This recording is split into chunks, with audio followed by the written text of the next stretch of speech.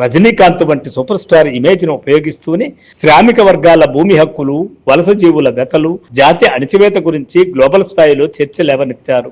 సార్సత్త పరంపర 70ల నాటి చెన్నై బాక్సింగ్ నేపథ్యాన్ని తీసుకుని దళిత సముదాయాల రాజకీయ ఆత్మగౌరవాన్ని, క్రీడాస్ఫూర్తిని మేళవించి అత్యుత్తమ స్పోర్ట్స్ డ్రామాగా మలిచారు.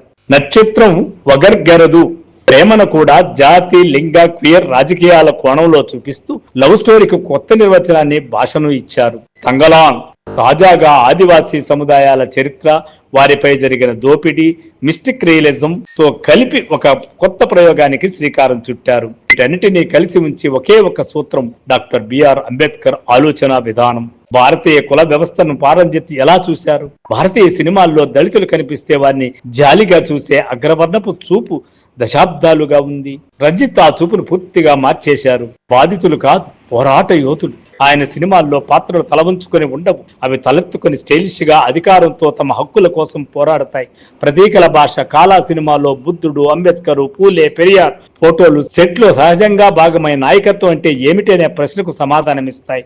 కుల వివక్షను కేవలం ఒక బాధగా కాకుండా దాన్ని ఎదిరించే ఒక జీవన శైలిగా, ప్రతిఘటనకు ఆయన చూపించారు. కౌంటర్ సినిమా మరియు ప్యారలల్ సినిమాకు మార్గదర్శకుడు రంజిత్ దృష్టిలో సినిమా అంటే కేవలం థియేటర్లో 2 గంటల వినోదం కాదు, అది ఒక సామాజిక బాధ్యత.